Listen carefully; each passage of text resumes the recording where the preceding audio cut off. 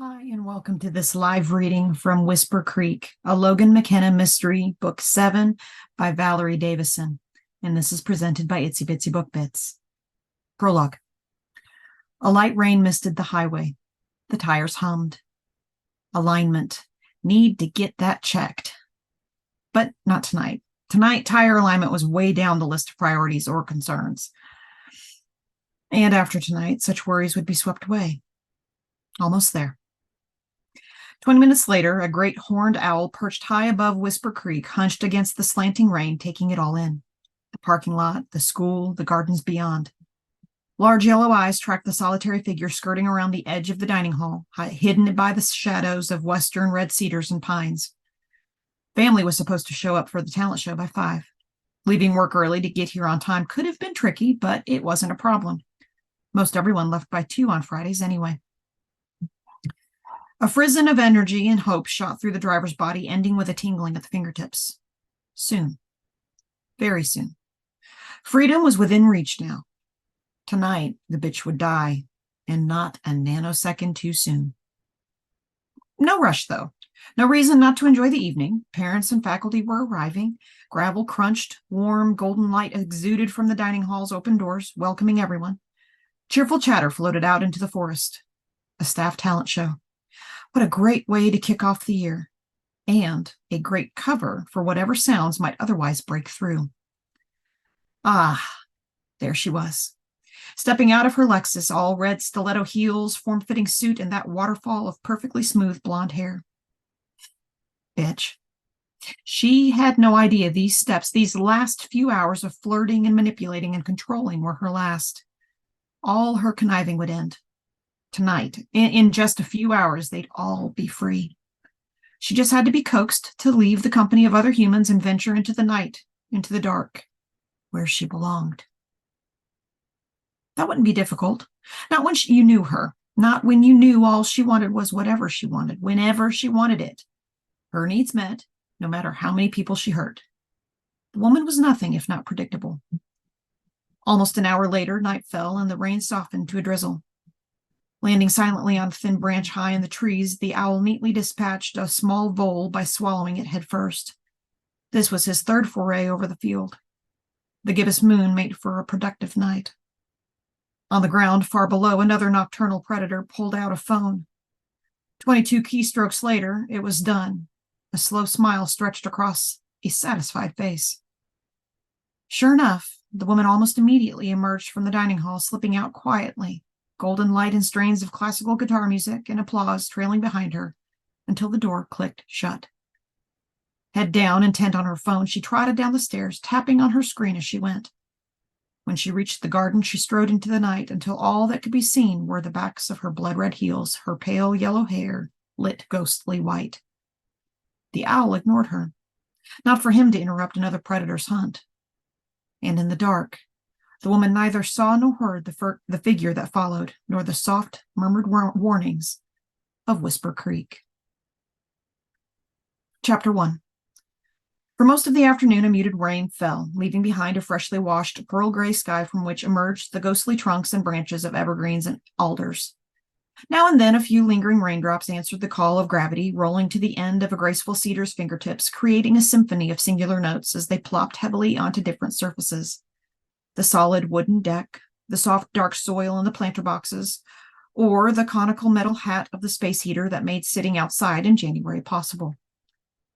Listening to the varying notes, Logan stepped out onto the deck. C, E, G, A flat? She made a mental note. She'd pick her violin Bella up later and see if it fit with the new piece she'd been working on. She always did her best composing at night. For now, she just wanted to be. The kids came up for the holidays and loved all the work she and Ben had done on the house since they had bought it as a vacation home last year. Everyone had just left. She missed them already, but it was nice to have some time alone before flying back home to SoCal. Actually, she was beginning to think of this place as much like home as her beach house in Jasper. Before sitting down on one of the deck chairs, Logan tapped the thermometer Ben had mounted just outside the sliding glass doors before he left. 40 and rapidly falling. The weather channel said it might dip below freezing tonight. Perfect, as far as Logan was concerned. Born a Southern Californian, she was surprised at how quickly her body had acclimated to the cooler climate here on the Oregon coast.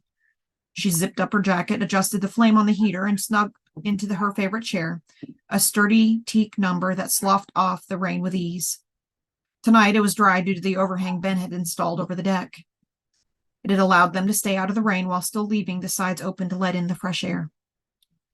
Although she loved the view of the ocean down and across the highway from the front of the house, Logan found herself more often drawn to the back deck, immersing herself in the calming company of the trees. Her whole life she'd been rushing, raising Amy, running the business with Jack, then, after the car accident, picking up the remnants of her life, rebuilding and creating and running her seminal music math program, Fractals. She'd pulled Bella out of the back of her closet and had been rediscovering her music, learning to love and trust again. In just the last 3 years, her fairly simple life had expanded to include not only a significant other, a son-in-law, a grandson, the mother she'd been estranged from for most of her life, but also a half-sister she didn't know she had. It was all good, but a little overwhelming at times. Almost completely dark now, Logan could see a few feet into the forest. The house, built on the eastern edge of the small coastal town of Depot Bay, Oregon, backed onto a large tract of forestry land extending she didn't know how many miles east. She just knew it was a selling point for her. She liked quiet and didn't want to live in cheek and jowl suburbia or watch anyone brushing their teeth in the morning across 10 inches of manicured lawn. As the space heater softly hissed and occasionally crackled beside her, and the trees became silhouettes in varying shades of charcoal and ash. Cedar boughs nodded sleepily, the whole scene fading slowly into a watercolor wash in gradients from slate gray to obsidian. Just as her eyelids began to lower to half-mast, a distinctive shape in the gloaming caught Logan's attention. Leaning forward, she peered into the forest. High in an alder, perched up absolutely still on a slender branch, sat what must be an owl. But it wasn't like any owl Logan had ever seen. For one thing, it was huge. And no ear tufts, just a very rounded head like a Russian nesting doll. But in every other way, it sure looked like an owl. She watched it sitting there in perfect possession of itself and its realm, wondering how the weight of it so large a bird could be supported by the spindly branches in the uppermost reaches of the tree. Moving her arm as quietly as she could, she reached for her phone and looked up Oregon owls, then large owls on the central Oregon coast. Too many results. When she added mixed conifer forest to her search request, Google presented her with a couple of possibilities, including the snowy owl and the great horned owl, but that one had prominent ear tufts sticking up. She looked up again to see if she'd missed them somehow, but it was gone.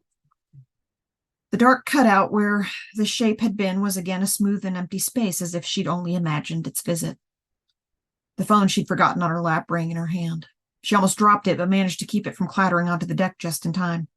She glanced at the screen to see who was calling. It was Bonnie, her best friend from home. Hi, Bonnie. Logan was always enjoyed catching up on all things Jasper. Bonnie knew everything and everybody and wasn't afraid to share. Logan, are you sitting down? Do you have your phone? Oh, of course you do. Oh, go to YouTube right now. She'd never heard her bubbly friend this excited, and that was saying something. Bonnie was always gushing about something. Okay, Logan said, pulling up the internet on her phone. What am I looking for? You! Your video's gone viral. What video?